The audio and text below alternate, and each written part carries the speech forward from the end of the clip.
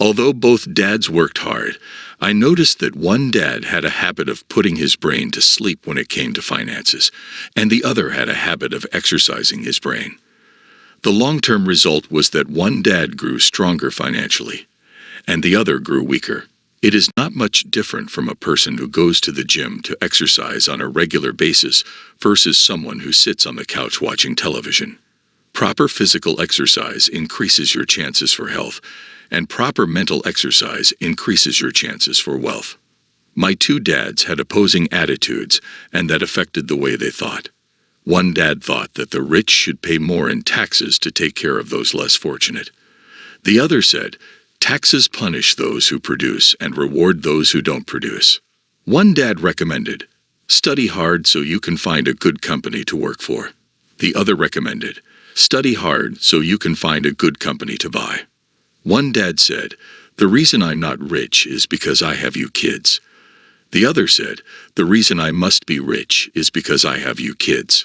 One encouraged talking about money and business at the dinner table, while the other forbade the subject of money to be discussed over a meal. One said, when it comes to money, play it safe. Don't take risks. The other said, learn to manage risk.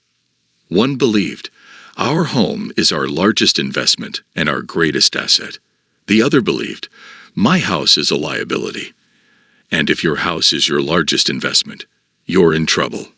Both dads paid their bills on time, yet one paid his bills first while the other paid his bills last. One dad believed in a company or the government taking care of you and your needs. He was always concerned about pay raises, retirement plans, medical benefits, sick leave, vacation days, and other perks. He was impressed with two of his uncles who joined the military and earned a retirement and entitlement package for life after 20 years of active service. He loved the idea of medical benefits and PSA privileges the military provided its retirees. He also loved the tenure system available through the university. The idea of job protection for life and job benefits seemed more important, at times, than the job. He would often say, I've worked hard for the government, and I'm entitled to these benefits. The other believed in total financial self-reliance. He spoke out against the entitlement mentality and how it created weak and financially needy people. He was emphatic about being financially competent. One dad struggled to save a few dollars. The other created investments. One dad taught me how to write an impressive resume so I could find a good job. The other taught me how to write strong business and financial plans so I could create jobs. Being a product of two strong dads allowed me the luxury of observing the effects different thoughts have on one's life. I noticed that people really do shape their lives through their thoughts. For example, my poor dad always said, I'll never be rich. And that prophecy became reality. My rich dad, on the other hand, always referred to himself as rich. He would say things like, I'm a rich man, and rich people don't do this. Even when he was flat broke after a major financial setback, he continued to refer to himself as a rich man. He would cover himself by saying, there is a difference between being poor and being broke. Broke is temporary. Poor is eternal. My poor dad would say, I'm not interested in money, or money doesn't matter. My rich dad always said, money is power. The power of our thoughts may never be measured or appreciated, but it became obvious to me as a young boy that it was important to be aware of my thoughts and how I expressed myself. I noticed that my poor dad was poor, not because of the amount of money he earned, which was significant, but because of his thoughts and actions.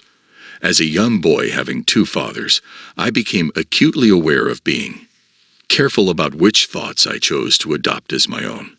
Should I listen to my rich dad or to my poor dad?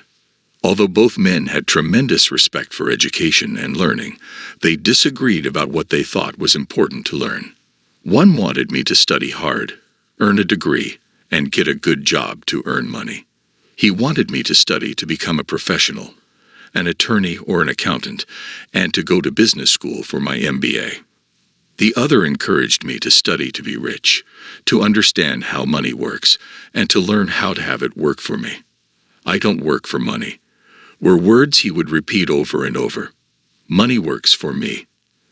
At the age of 9, I decided to listen to and learn from my rich dad about money.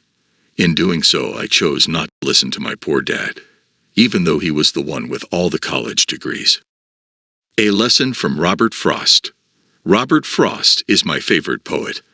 Although I love many of his poems, my favorite is The Road Not Taken. I use its lesson almost daily. The road not taken. 2 roads diverged in a yellow wood, and sorry I could not travel both. And be one traveler, long I stood, and looked down one as far as I could, to where it bent in the undergrowth. Then took the other, as just as fair, and having perhaps the better claim, because it was grassy and wanted wear.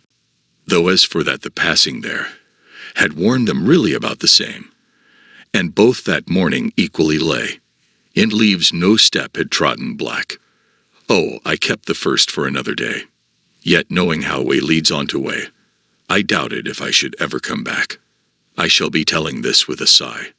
Somewhere ages and ages hence, 2 roads diverged in a wood, and I took the one less traveled by.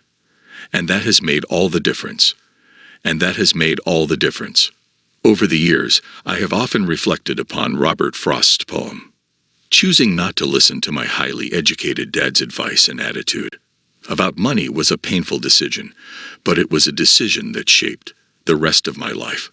Once I made up my mind about whom to listen to, my education about money began.